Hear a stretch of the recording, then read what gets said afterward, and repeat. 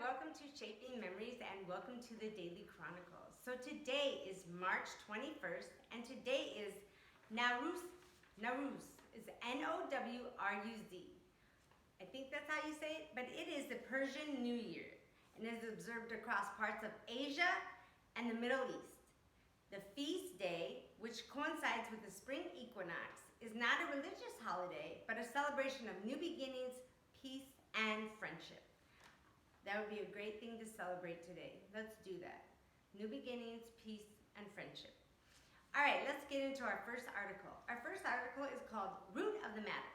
Everybody knows I love these roots of the matter. We find out where some phrase, a slang term, or some saying, where did that come from?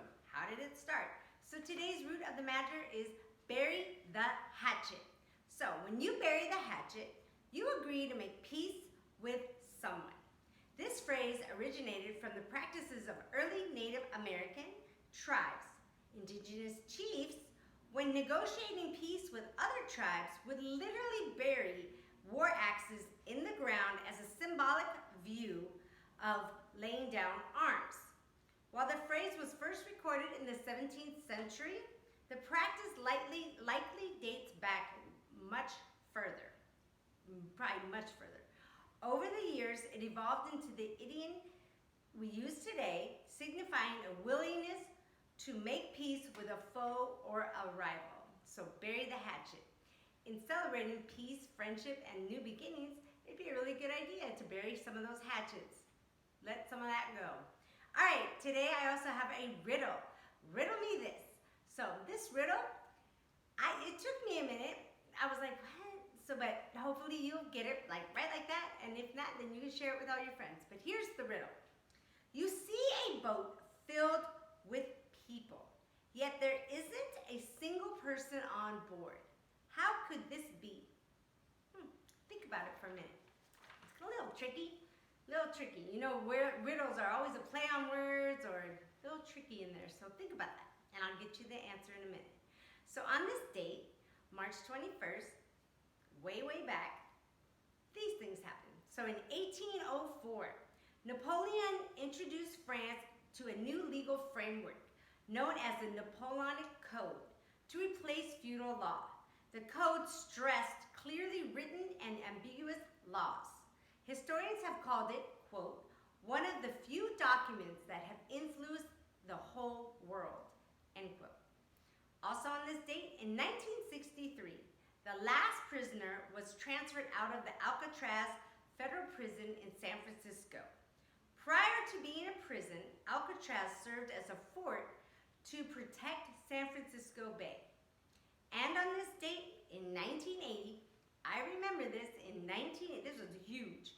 In 1980, on the television soap opera Dallas, the villain J.R. Ewing was shot, prompting the advent of the television catchphrase, "Who shot JR?" The plot twist and catchphrase helped popularize the concept of the cliffhanger ending. Very true. It was a huge thing. Who shot JR? Who shot JR? So, all right, let's see. Let's answer that riddle. So, you see a boat filled with people, yet there isn't a single person on board. How can this be? Well, everybody on board are married. That's how. There's not a single person on board because everybody on board is married. All right. We always have a birthday here at Shaping Memories. Somebody famous, a historian, somebody playwright, scientist, an actor. So happy birthday to Virginia Wilder. She lived from 1927 to 1968, and she was a popular American child actress who grew up in Los Angeles. The daughter of architect Alfred Wilder and opera singer Margaret Wilder, she began her acting career before kindergarten. Wow, she was a young child star.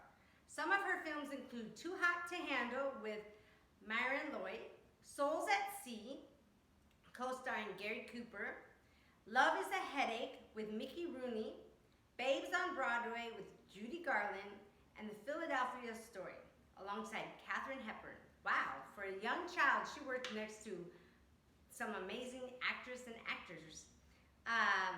She retired from the screen at age 16 with dozens of films to her name.